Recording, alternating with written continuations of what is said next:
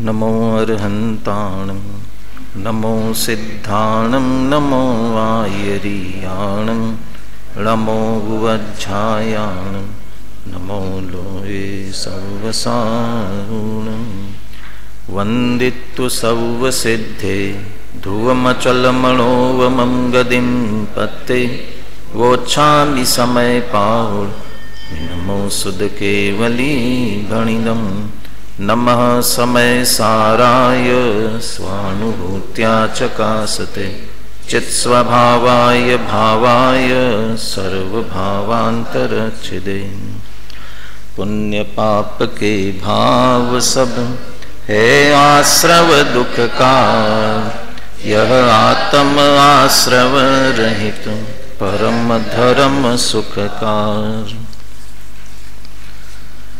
आचार्य कुंदे विरचित समय सार परमागम आश्रव अधिकार। आश्रव अधिकार कल चर्चा करते हुए प्रवचन सार की 200वीं गाथा की टीका की एक पंक्ति बोली थी। कौन सी? मैं यह मोक्षाधिकारी, मैं यह मोक्षाधिकारी। तो हमें मोक्ष का अधिकार है कि आश्रव का अधिकार है? आश्रव अधिकार करें ना। तो मोक्ष का अधिकार है कि आश्रव का? कौन सा अधिकार है?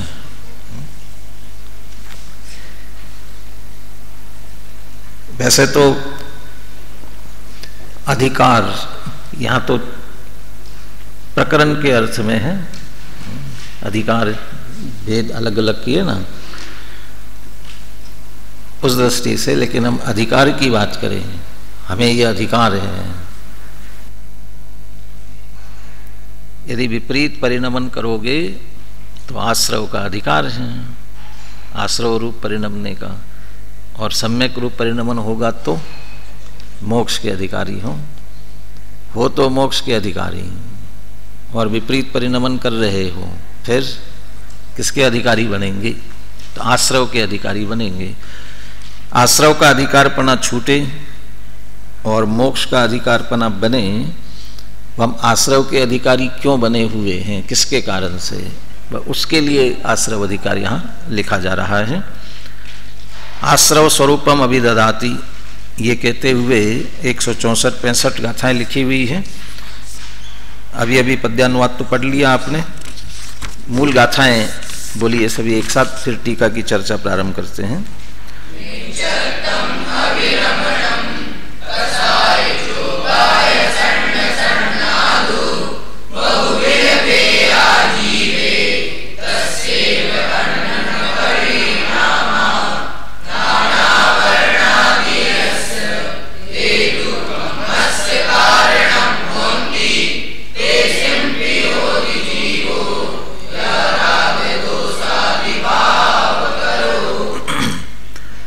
मिथ्यात्व विरच कषाय योग, ये 2 प्रकार के हैं।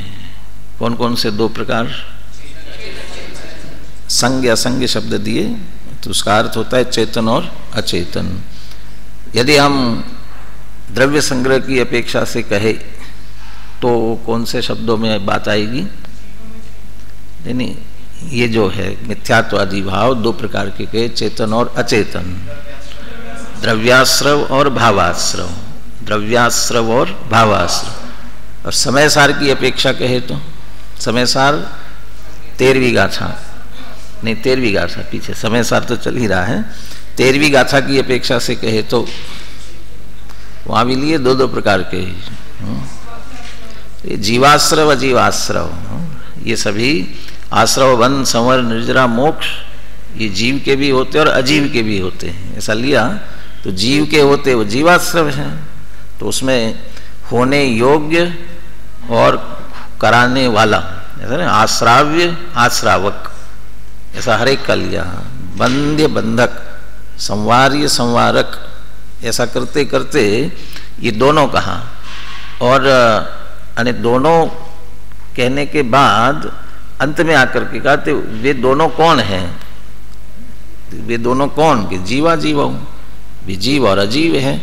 मैंने इस तरह वहाँ जीवाश्रव जीवाश्रव कहा, द्रव्य संग्रह में द्रव्याश्रव भावाश्रव कहा, और यहाँ उन्हें संज्ञ असंज्ञ जैसे चेतन अचेतन कह सकते हैं। और ये जो जीव में होने वाले ये बहुत प्रकार के भाव, मिथ्यात्वादी आश्रव भाव, ये तस्सेव अनन्य परिणाम, वे उसके स्वयं के अनन्य परिणाम हैं, जीव के ही परिणाम हैं। ये मिथ्यात्वादी जो अचेतन है, जड़, वे ज्ञानावरणादि कर्म के कारण होते हैं। ज्ञानावरणादि जो नए कर्म आते हैं उनके कारण वे जो अचेतन मिथ्यात्वादी हैं वे कारण होते हैं। और वे जो कारण होते हैं उसके कारण तेसिम्पि होती जीवोय राग दोषादि भाव करो, उनका भी कारणपना राग द्वेषादि भाव करने वाला जीव होता है। ये गाथाओं की चर्चा थी। अब टीका में बहुत संक्षेप में टीका लिखें, लेकिन उसमें मर्म की बात मूल समझने की है। गाथाओं में से क्या निकालते हैं? पहले सैद्धांतिक तौर पर ही बात कह रहे हैं पहली पंक्ति में, और वो पहली पंक्ति में इसलिए कह रहे हैं क्योंकि पीछे भेद विज्ञान के लिए प्रयोजन की अपेक्षा एक बात कही गई थी, इसलिए ये पहले सबसे पहली पंक्ति में बात कह रहे हैं। कौन सी बात है देखिए, राग द्वेष मोहा आश्रवा इह ही जीवे स्वपरिणाम निमित्ता अजड़त्वे सति चिदाभासा। आश्रव है क्या? जीव के लिए आश्रव कौन? कि जीव के लिए आश्रव कहते राग द्वेष मोह के भाव। राग द्वेष मोह आश्रवा क्यों? जीवे स्वपरिणाम निमित्ता। वे कैसे हैं? वे कि जीव में होते हैं और स्वपरिणाम निमित्ता, अपने ही परिणामों के निमित्त से होते हैं। तो अपना परिणाम निमित्त होता है, अपना परिणाम निमित्त होता है क्या? तो अपना परिणाम तो उपादान होता है ना। तो उपादान समझ ले, उपादान के अर्थ में निमित्त कह रहे हैं। स्वपरिणाम को अपने स्वयं के होने के कारण से, शब्द का प्रयोग है निमित्त और समझना है उपादान, क्योंकि स्वपरिणाम ले रहे ना इसलिए। और यदि परस्पर में गुणों के परस्पर के लिए कहोगे तो निमित्त भी कह सकते हो, एक दूसरे के लिए। मोह राग द्वेष के परिणाम क्यों हो रहे हैं? कषाय के पाठ में पूछा ना, कषाय क्यों उत्पन्न होती हैं और मिटे कैसे? क्यों उत्पन्न होती कषाय?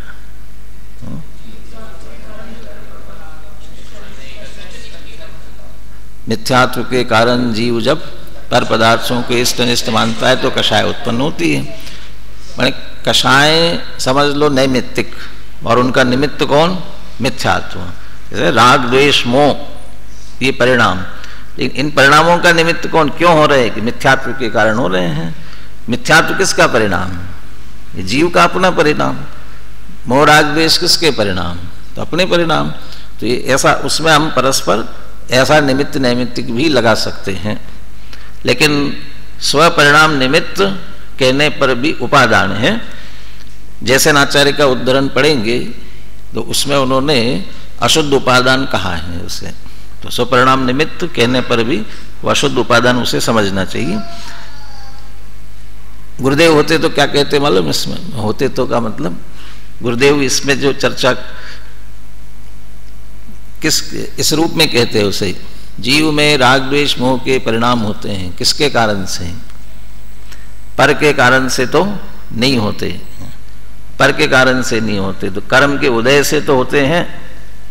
ये कर्म के उदय से नहीं होते, और कर्म के उदय को लेकर भी नहीं होते। तो वो कैसे होते हैं? जीव स्वयं अपनी योग्यता से राग रूप परिणमता है, वो उसकी अपनी स्वयं की योग्यता है, इसलिए उसे कह रहे स्वपरिणाम निमित्ता। और चूंकि वह अपने ही परिणाम है, अपने परिणाम के निमित्त से वह परिणमित हो रहा है, तब जड़ कैसे हो सकते हैं? जो जीव जड़ नहीं है तो जड़ कैसे हो सकते हैं? तो इसलिए अजड़त्वे सति, अजड़त्व होने के कारण जड़ नहीं है वे।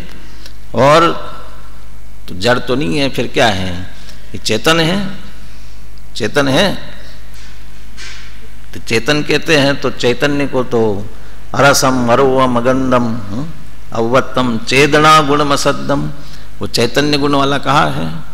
और वहाँ तो अनाद्यनंतम चैतन्यम, माने उसको अतोतिरिक्ता सर्वेपि भावा पौद्गलिकामी, वो एक चैतन्य जीव को चैतन्य में कहा और उसके अतिरिक्त सारे भावों को पौद्गलिक कहा था। तो फिर वो चेतन है क्या फिर? इसलिए चेतन, इसलिए उसको चेतन कहना भी, स्पष्ट चेतन कहना भी आचार्य को उचित नहीं था, और है भी नहीं स्पष्ट रूप से चेतन। इसलिए उसे कह रहे हैं चिदाभासा, चैतन्य आभास है।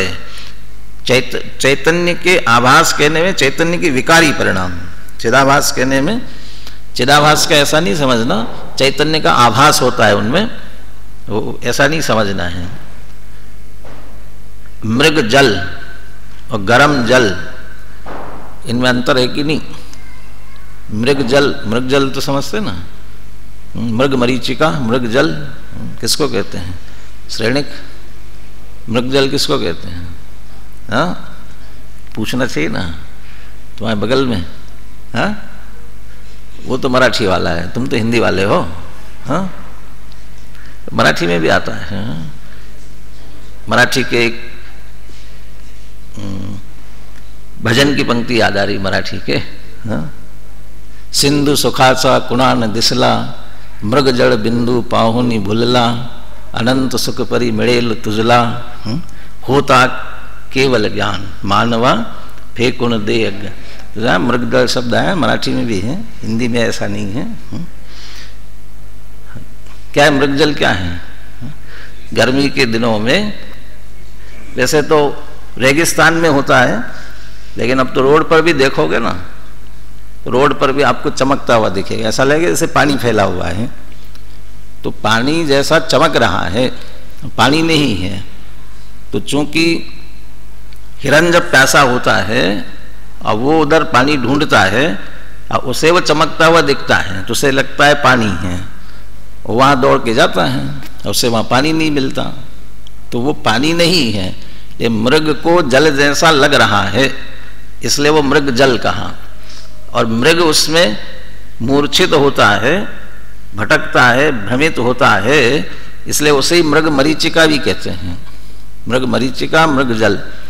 एक तो मृग जल है और दूसरा गर्म पानी है। तो मृग जल में जल मानना और वो उष्ण जल में जल मानना, वो क्या अंतर है दोनों में? उष्ण जल को जल कह सकते हैं कि नहीं?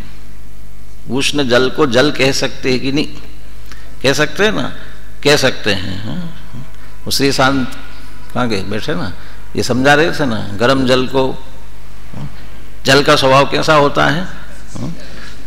कल छोड़ दिया उनने, परसों समझा दिया, कल छोड़ दिया, आज समझाएंगे फिर से। वो गर्म जल का स्वभाव कैसा है? ठंडा है। तो ठंडा होता है तो ठंडा मान करके पिएंगे तो जलेंगे ना। तो जल गए ना, तो किससे जले? पानी से? तो नहीं, ये तो जलाता है, तो फिर तो क्या है? ये अग्नि है। फिर तो चूंकि ये जला रही है तो फिर तो ये अग्नि है, ये पानी नहीं है। तो उसे पानी मानेंगे कि नहीं मानेंगे जलाने के कारण से? अब इसमें कह रहे हैं वो पानी ने जलाया ऐसा मानते हैं, तो वो पानी ने नहीं जलाया है, वो पानी को जलाने वाला ऐसा समझोगे तो फिर वो वहां पानी का आभास होगा। वो पानी नहीं है, स्वभाव रूप से परिणमने वाला पानी नहीं है। और मृग जल में तो जल है ही नहीं, वो उस मृग जल को जलाभास तो ऐसा कहा जाए, जल का आभास है वहां।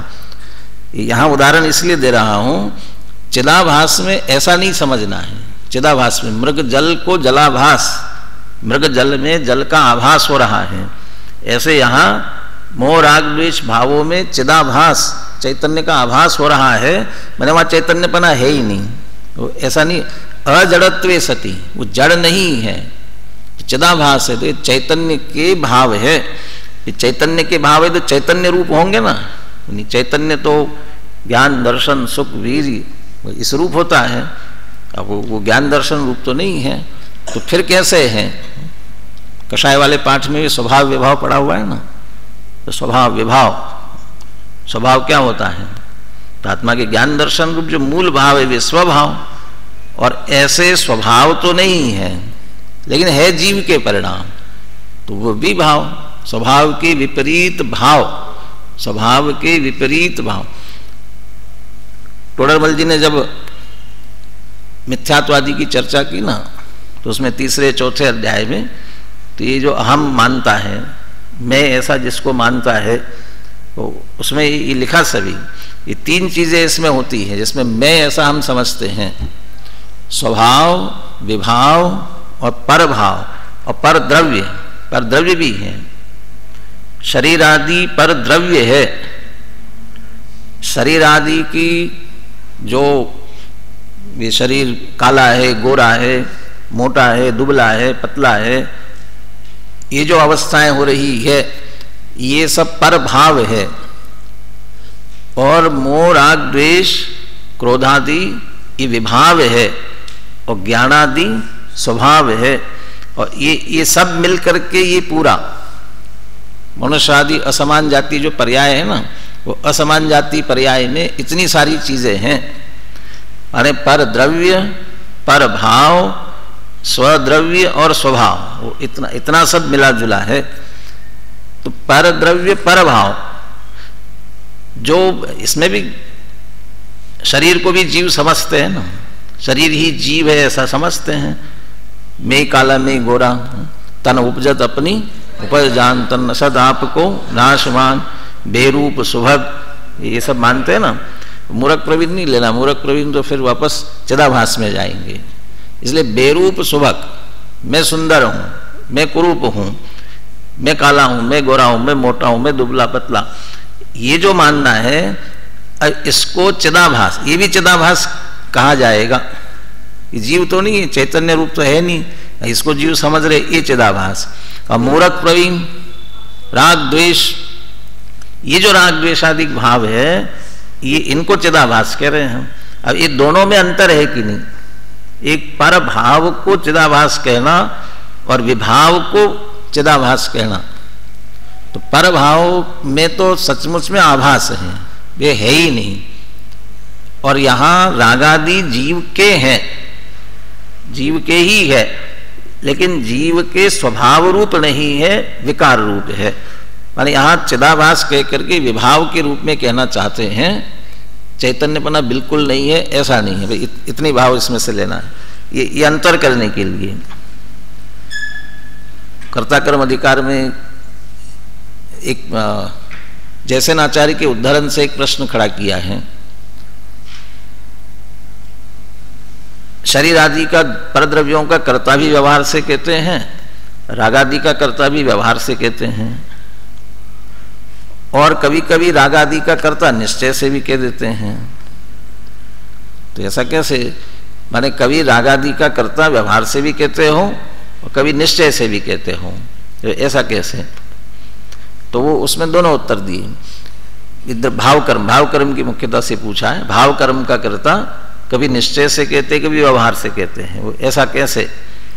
तो उसमें उत्तर दिया, रागादि का कर्ता जब व्यवहार से कहा जा रहा है तो सद्भूत व्यवहार है। तो सद्भूत व्यवहार, सद्भूत क्यों लगाया उसके साथ में? कौन सा रागादि का कर्ता कहना कौन सा नहीं लगेगा? उपचरित सद्भूत व्यवहार, तो उपचरित सद्भूत व्यवहार से हैं। और द्रव्य कर्म का कर्ता कहना अनुपचरित असद्भूत व्यवहार का है। कि वो असद्भूत और ये सद्भूत है, ये अंतर क्यों डाला? एक तो ये अंतर, और दोनों यदि एक से व्यवहार का कहते तो क्या होता? ये दोनों एक कोटि में जाते हैं। कि द्रव्य कर्म का भाव कर्म से या भाव कर्म का द्रव्य कर्म से तारतम्य दिखाने के लिए एक को असद्भूत व्यवहार का विषय कहा और एक को सद्भूत व्यवहार का विषय कहा। व्यवहार होते हुए भी एक असद्भूत और एक सद्भूत है। तो द्रव्य कर्म का भाव कर्म का तारतम्य देखिए, अंतर है, एक से नहीं है। फिर निश्चय कहते हो, कहते हो अशुद्ध निश्चय है, और अशुद्ध निश्चय भी जो शुद्ध निश्चय खड़ा होता है, तो शुद्ध निश्चय की अपेक्षा व्यवहार ही होता है। इसलिए व्यवहार से कहे चाहे अशुद्ध निश्चय से कहे, दोनों का तात्पर्य एक ही होता है। लेकिन वे जो शरीर आदि पर का कर्ता असद्भूत का होगा, उनको भी कदाचित चिदाभास कहा जाए, लेकिन वे असद्भूत होंगे। लेकिन रागादि का कर्ता सद्भूत व्यवहार से है। अभी आपने विस्तार से सुना था, असद्भूत व्यवहार, सद्भूत, असद्भूत व्यवहार उसको क्या कहते, पहचान का चिन्ह क्या है? असद्भूत व्यवहार का मतलब आत्मा से भी भिन्न और शरीर से भी। और सद्भूत में हाँ, आत्मा से अभिन्न, आत्मा से अभिन्न नहीं का ना, इसलिए अनन्य परिणाम, तस्सैव अनन्य परिणाम, माने वो जीव में है। रागादि सद्भूत कह रहे ना, उपचरित, चूंकि आभास इसीलिए तो कहा। अब इसमें लगाइए चिदाभास है ना, उपचरित सद्भूत व्यवहार, तो चित्त ये सद्भूत के लिए लगाया और आभास उपचरित के लिए लगाया। तो आभास है ना, तो ये उपचरित होने के कारण, पर के निमित्त से, पर के कारण से हो रहे हैं, इसलिए आभास। लेकिन सद्भूत क्यों? क्योंकि हो रहे चैतन्य में, जीव में हो रहे हैं, इसलिए सद्भूत व्यवहार का विषय बनता है, असद्भूत का नहीं। किसी कितना भी जोर लगाओ तो असद्भूत व्यवहार नहीं का विषय नहीं बनेगा। रागादि भाव असद्भूत व्यवहार नहीं का विषय नहीं बनेगा, सद्भूत व्यवहार का ही विषय बनेगा, बल्कि निश्चय का बन जाएगा। निश्चय ने का विषय बनेगा ना, कौन से बनेगा निश्चय का? कब? अशुद्ध निश्चय का विषय बन सकता है ना। अब आप उधर शरीर और पर द्रव्य, पहले पर द्रव्य जो उपचरित असद्भूत व्यवहार के विषय बनते भिन्न पदार्थ, और जो शरीर और द्रव्य कर्म ये जो विषय बनते हैं असद्भूत व्यवहार नहीं वाले, ये निश्चय हो सकते हैं कि नहीं? ये निश्चय के विषय बन सकते हैं कि नहीं? नहीं बन सकते। और एक मिनट सोच लो, ये निश्चय के विषय बन सकते हैं। अरे जो सद्भूत व्यवहार का विषय है, सद्भूत, ये तो निश्चय का विषय बनता है। कौन से निश्चय का? अशुद्ध निश्चय का, मात्र अशुद्ध का नहीं है। एक देश शुद्ध का भी बनेगा, पूर्ण शुद्ध भी बन सकता है, हाँ? पूर्ण शुद्धता भी ले सकते हैं। और भेद रूप होगा तो उसको क्या कहेंगे? ज्ञान दर्शन चारित्र आदि का भेद करना, ये भी अनुपचरित सद्भूत है ना। हाँ? अभेद दृष्टि से क्या है? वो परम शुद्ध निश्चय का विषय बनेगा। तो वही गुणादि, आज भी दादा की बहुत विस्तार से चर्चा आ रही थी सुबह के प्रवचन में। तो वो अब उसकी बात करें थे, असद्भूत व्यवहार वो निश्चय का विषय बनता है कि नहीं? फाइनल वाले, ये तो अभी नए चक्र नहीं पढ़ा इन्होंने। हाँ? उसमें से उपचरित तो नहीं बन सकता, अनुपचरित बन सकता है। कैसे? कैसे बन सकता? और कौन से किसका बनेगा? ऊपर वाले में किसी में नहीं जाएगा, ऊपर वाले में नहीं जाएगा। वो कौन कौन से वो बनाए थे ना कोड वर्ड, वो तीसरे से किससे जोड़ा था? तीसरे को पांचवे से ऐसे ऐसे जोड़े गए थे ना। ऐसे पहले दूसरे से जुड़ेगा नहीं, वो कहीं भी जुड़ेगा नहीं, लेकिन निश्चय हो सकता है। कैसे? निषेध निषेधक की दृष्टि से, निषेध निषेधक की अपेक्षा से। ये सभी आठों भेदों में एक सामान्य तथ्य ये है, जब अगला नय खड़ा होता है तो पीछे के नय का निषेध करता है। आगे आगे जब नय खड़े होते जाएंगे तो पीछे पीछे नय का निषेध करता जाएगा। तो निषेध कौन करेगा? उसमें एक वाक्य लिखा हुआ था, शायद निषेधक ही लिखा था, निषेध निषेध शब्द लिखा था, तो उसे निषेध्य करवाया।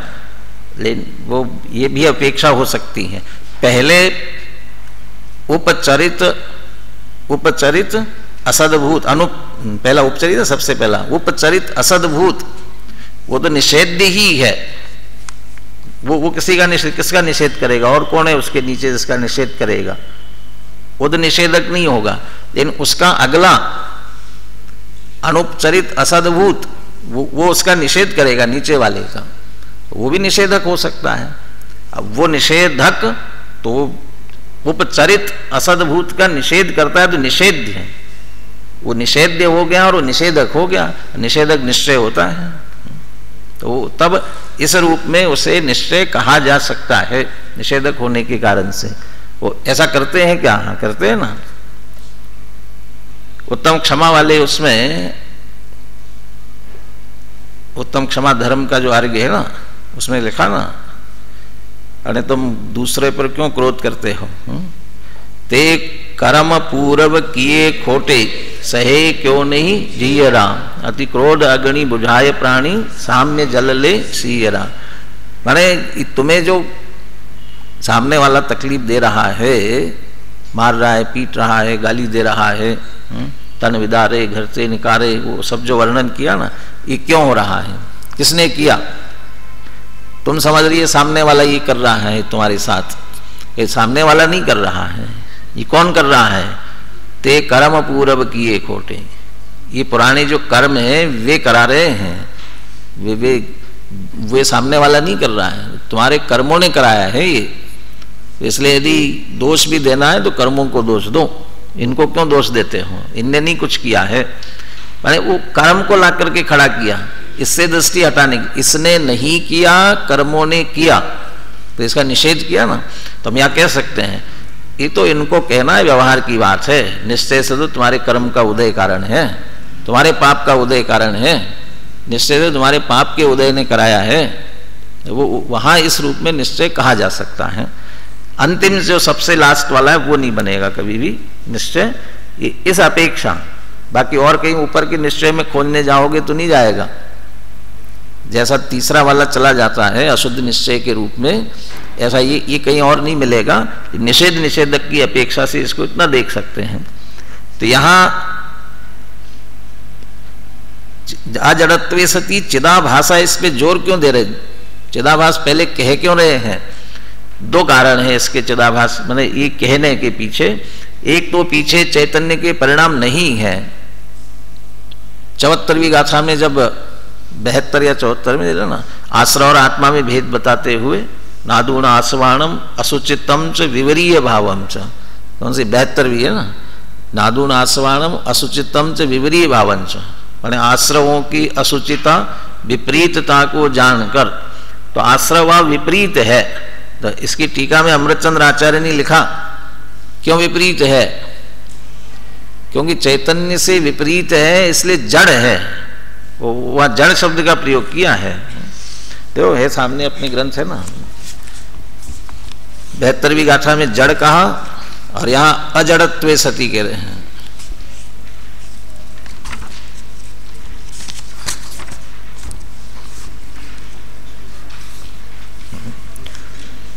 एक 132 पेज आपके थोड़ा आगे पीछे होगा, 135 अलग अलग पैराग्राफ दिया है इसमें। दूसरा टीका में भी दूसरे पैराग्राफ में जड़ स्वभावत्वे सती पर चैत्यत्वाद अन्य स्वभाव खलु आश्रवा, पूर्वापर सब दोष रहित है। जिनवाणी में पूर्वापर विरोध नहीं आता है, यहाँ पूर्वापर विरोध जिनवाणी में क्या एक ही ग्रंथ में दिखाई दे रहा है। यहाँ कह रहे जड़ स्वभावत्वे सती पर चेतत्वाद अन्य स्वभाव खलु आश्रवा, और यहाँ कह रहे अजड़त्वे सती चिदाभासा। तो जड़ स्वभाव कहाँ आया? अजड़त्व कह रहे हैं, जड़ नहीं है, चैतन्य है। लेकिन दोनों जगह एक बात सामान्य है, वहाँ अन्य स्वभाव, वह अन्य स्वभाव, और यहाँ भी ये कह रहे हैं चिदाभासा माने अन्य स्वभाव। चिदाभास कह करके अन्य स्वभाव ही कह रहे हैं। वो वहाँ जड़ स्वभाव क्यों कहा? क्योंकि आत्मा और आश्रव में भेद विज्ञान कराना था। आत्मा और आश्रव में भेद विज्ञान कराना था, और जब भेद विज्ञान कराना होता है अच्छी तरह से तो बिल्कुल भिन्न है। तो भिन्न है तो है कैसा? लोक में कहावत चलती है, पराया पूत क्या पड़ोसी बराबर, न्यारा न्यारा पूत पड़ोसी बराबर। न्यारा पूत पड़ोसी बराबर का मतलब बंटवारा हो जाए ना, बंटवारा वैसे तो बंटवारा भाई भाइयों में होता है, लेकिन आप आजकल तो माँ बाप में भी हो जाता ना, यानी माता पिता से बेटा अलग हो गया, न्यारा हो गया। अब वो न्यारा हो गया, कैसा न्यारा हो गया? जैसा पड़ोसी है। और न्यारा हुआ ही किस लिए? अब मुझे कुछ लेना देना नहीं है, माता पिता से कोई लेना देना नहीं, माता पिता भी उससे कोई अपेक्षा नहीं रखते। कैसे? जैसे पड़ोसी से नहीं रखते हैं। वो अंदर में इतने विवाद परस्पर में फैल जाते हैं, तभी अलग होते हैं। तो अलग हुए तो कैसा संबंध है? जैसे पड़ोसी जैसा। अपना बेटा होकर के भी जैसा पड़ोसी है वैसा है, कोई सुख दुख में साथ देता नहीं है जैसे पड़ोसी नहीं देते हैं। और कदाचित कोई औपचारिकता में पड़ोसी आए और कुछ कर भी जाए, जैसे बेटा भी आकर के औपचारिकता करके चला जाता है, तो ऐसे ही हो गया। अब वो न्यारा है, भिन्न है, बिल्कुल पड़ोसी के बराबर क्यों कह रहे हैं? नहीं वैसे पड़ोसी के बराबर क्यों कह रहे हैं? ये क्या काम का है? हमारे तो कुछ काम का नहीं है बिल्कुल भी। एक दादा का उदाहरण याद दिला देता हूँ, बहुत विस्तार में नहीं जाना उसके। वो उदाहरण देते हैं ना, एक सभा में 10 लक्षण की सभा में एक अम्मा जी खड़ी होकर के जोर से कहने लगी, पहले मेरा फैसला करो, मेरा कोई बेटा नहीं है। और संघ पंच कह रहे थे, सब समाज वाले कह रहे थे, नहीं साहब इसके 4-4, 5-5 बेटे हैं। और ये कहती कोई मेरा बेटा नहीं है। तो ऐसा कैसे है कि नहीं है? वैसे ही आश्रय भाव जीव के है कि नहीं है? आश्रय भाव जीव के है कि नहीं है? नहीं है बिल्कुल भी। तो वो जो नहीं है कहा जा रहा है, वो 72वीं गाथा वाला नहीं है। वो किसका है? कि वो पड़ोसी पर का है, हमारा नहीं है। वो भेद की अपेक्षा से। और यहाँ कह रहे हैं जीव में हुए हैं, जीव के परिणाम है, जीवे स्वपरिणाम निमित्त अजड़त्वे सती। लेकिन फिर है तो फिर ज्ञान दर्शन चारित्र सुख इसमें क्यों नहीं दिखाई देते? कि वो मूल चैतन्य रूप नहीं है, विकार रूप से उत्पन्न हुए हैं, इसलिए चिदाभासा, वो चैतन्य के आभास हैं। तो ये चर्चा आई थी इसलिए अपन ने की, असली चर्चा तो आगे है इसकी। राग द्वेष मोह ये आश्रव, ये जीव के है ना, जीव के आश्रव, ये जीवा संग आश्रव, ये मोह राग द्वेष के भाव जीव में होने वाले चिदाभास वाले, ये संग आश्रव है। अब देखिए दूसरी, पहली पंक्ति ये हुई, अब दूसरी पंक्ति, मिथ्यात्व अविरति कषाय योगा पुद्गल परिणाम। और इसके एक सीधे नीचे वाली पंक्ति लीजिए, किला आश्रवा, मिथ्यात्व अविरति कषाय योगा पुद्गल परिणाम किला आश्रवा। तो मिथ्यात्व अविरति कषाय योग, ये पुद्गल परिणाम। तो पहले तो यही समझना पड़ेगा कि पुद्गल के परिणाम है कि मिथ्यात्व अविरति कषाय योग, ये पुद्गल के परिणाम है क्या? तो इसलिए जब पुद्गल के परिणाम कह रहे हैं तो यहां सीधे द्रव्य कर्म वाले लेना है।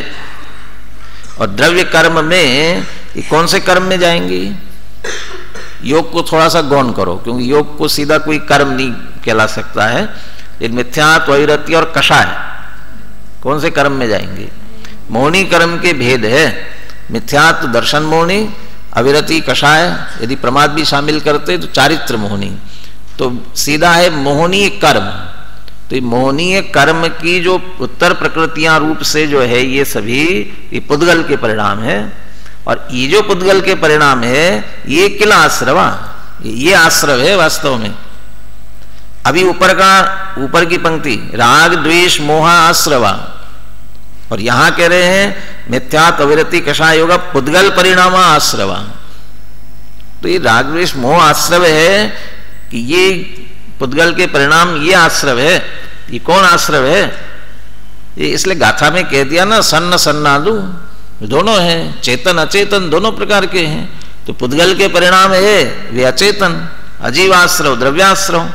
और ये जो राग द्वेष मोह आश्रवा, ये है जो ये संग, ये चेतन आश्रव है। इसलिए दोनों के आश्रव बना। अब दोनों को आप आश्रव कह रहे हो लेकिन दोनों को आश्रव कह क्यों रहे हो? दोनों को आश्रव कहने के पीछे हेतु क्या है, वो हेतु देते हैं। ये जो मिथ्या त्वरिति कषाय योग पुद्गल परिणाम द्रव्य कर्म वाले हैं, ये आश्रव क्यों है? ज्ञानावरणादि पुद्गल कर्म आश्रवन निमित्त तत्वात् किल आश्रवा। ज्ञानावरणादि जो पुद्गल कर्म का आश्रव होता है नया, उसके निमित्त होने के कारण से ये आश्रव है। माने जो नया आश्रव होता है, उस आश्रव का कारण कौन है? ये जो पुराना कर्म है वो उसका कारण है, निमित्त है।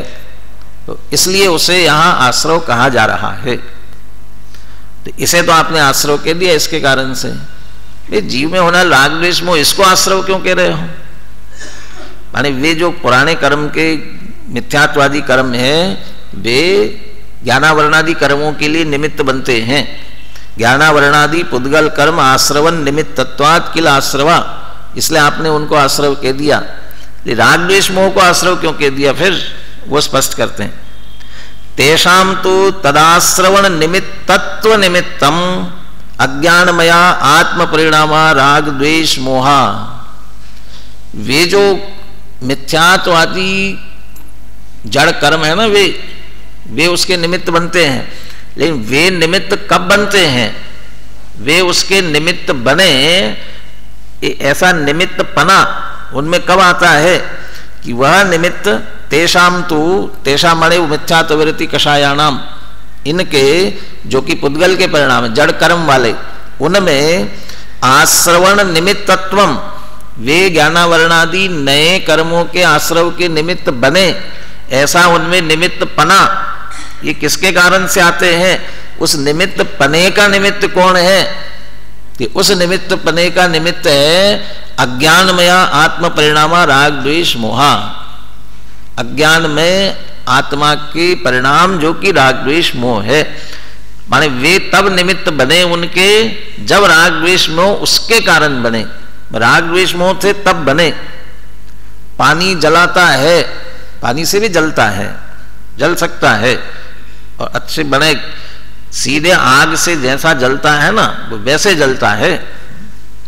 रोटी सिकती है ना अच्छी, जब पकी हुई समझ लापन रोटी, क्योंकि पाचक शब्द है ना, पाचक अग्नि का काम पाचक है, तो उसको हम अग्नि पर रोटी सेकी।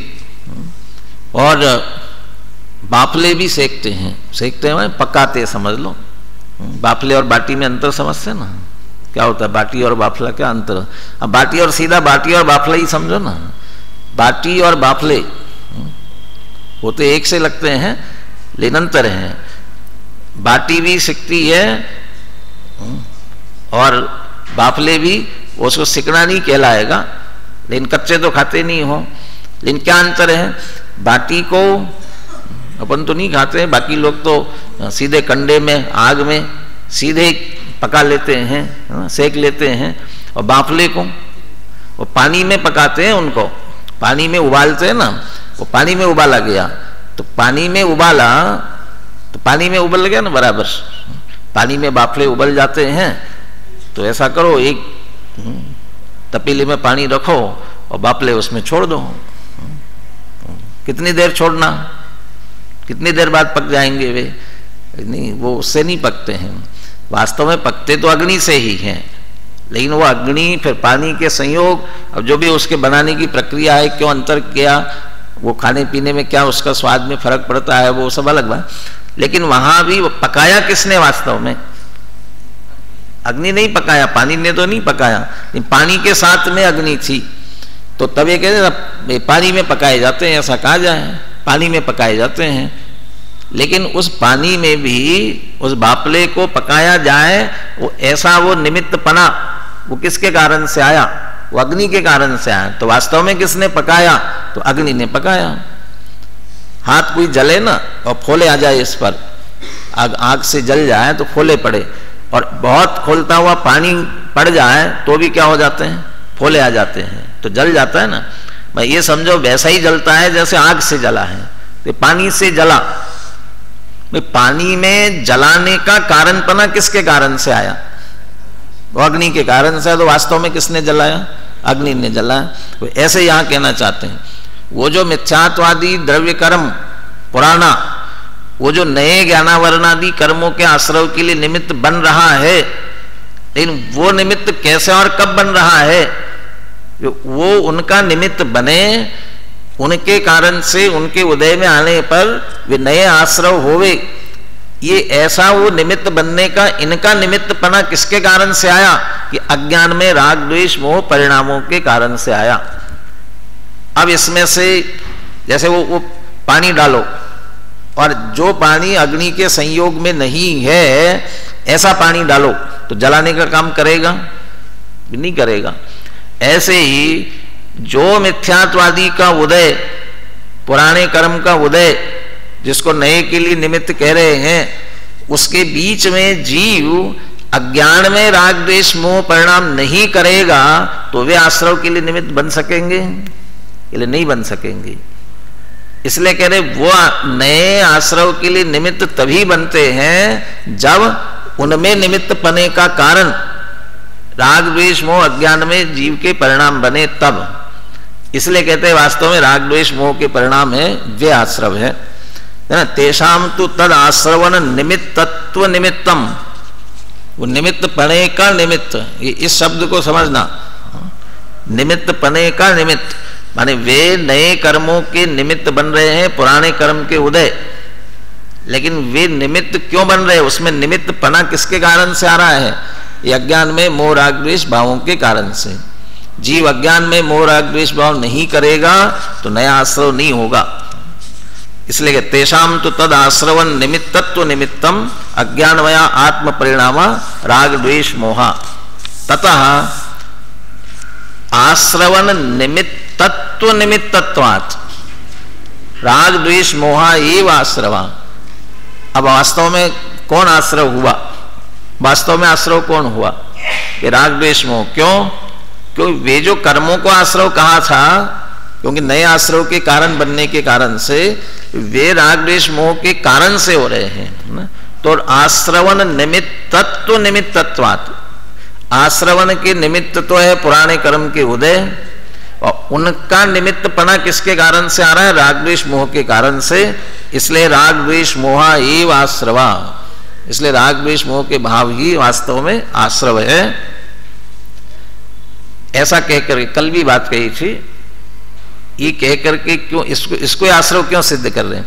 ये तो आश्रव कर्ता कर्म अधिकार में तो आश्रव सिद्ध किया जड़ पुद्गल को, वो पुद्गल के परिणाम है, जीव के नहीं। जीव आत्मा आत्मा है और आश्रव के परिणाम जड़ पुद्गल के हैं, तो वहां तो पुद्गल का सिद्ध किया। और यहां कह रहे कि जीव के ही आश्रव भाव है, राग द्वेष मोह भाव है ना, जीव के हैं जो, वे आश्रव है। ऐसा क्यों सिद्ध कर रहे हैं? वहां भेद विज्ञान कराना था और यह आश्रव भावों का अभाव कराना है। इसलिए ये जीव के आश्रव भाव है, इन्हें रोकना जीव के हाथ में है। अभी आगे बहुत बड़ी आगे आएगी चर्चा। बुद्धिपूर्वक आश्रव की बात है कि अबुद्धिपूर्वक आश्रव की बात है? कौन से? ये पहले इस तरह के बुद्धिपूर्वक आश्रव को दूर करने के लिए आत्मा का लक्ष्य करना भेद विज्ञान से, और फिर अबुद्धिपूर्वक हो रहे उनके लिए क्या करना? उनके लिए भी आत्मा का ही लक्ष्य करना। तो वो आएगी आगे चर्चा। वो तुम्हारे हैं, तुम्हें उनका अभाव करना पड़ेगा, इसलिए वे आश्रव है समझो। अकेला कर्म का आश्रव मान करके मत बैठो। ये तुम्हारे मोह राग द्वेष भाव आश्रव है, तो मोह राग द्वेष भावों को रोको। तो रोके ना, क्या रोके? अगले अंतिम पंक्ति, ते च अज्ञानिना एव भवन्ति इति अर्थादेव आपद्यते। और वे किसके होते हैं? अज्ञानी के ही होते हैं। ये कहते हैं अर्थ से ही बात स्पष्ट हो जाती है। अब इससे क्या कहना? अज्ञानी के ही होते ऐसा कह करके क्या कहना चाहते हैं? सीधा कहते हैं जब तक तुम्हारी मान्यता में विपरीतता बनी रहेगी, भेद विज्ञान का अभाव रहेगा, अज्ञानपना रहेगा, तो राग द्वेष मोह होंगे। वे जो उदय आ रहे हैं उनमें पुनः नया बंद कराने का निमित्त पना हुए डालेंगे और बंद चलता रहेगा, और ये क्रम फिर कभी टूटेगा नहीं। तो क्या छोड़े? ये अज्ञानपना छोड़ो। और वास्तविक वस्तुस्थिति जो भेद विज्ञान की चर्चा पीछे जीव जीव अधिकार कर्ता कर्म अधिकार में की गई है, उसके अनुसार भेद विज्ञान करते हुए दृष्टि का विषयभूत जो शुद्धात्मा है, इसलिए आगे का ना उसका ही स्पर्श करने की बात करें, उसका ही आश्रय करने की बात करेंगे। उसका आश्रय करो तो अज्ञानपना चला जाएगा, अज्ञानपना चला जाएगा तो राग द्वेष मोह उत्पन्न नहीं होंगे, राग द्वेष मोह उत्पन्न नहीं होंगे, पुराने चाहे जितने उदय आते रहे तो भी वे नए आश्रय कराने में समर्थ नहीं होंगे। तो इसलिए अगली गाथा आएगी, अगले में तो वो वहीं से लिया, ज्ञानी निराश्रव है, ये बात यहीं से शुरू कर दी है। अबंध गो जान गो,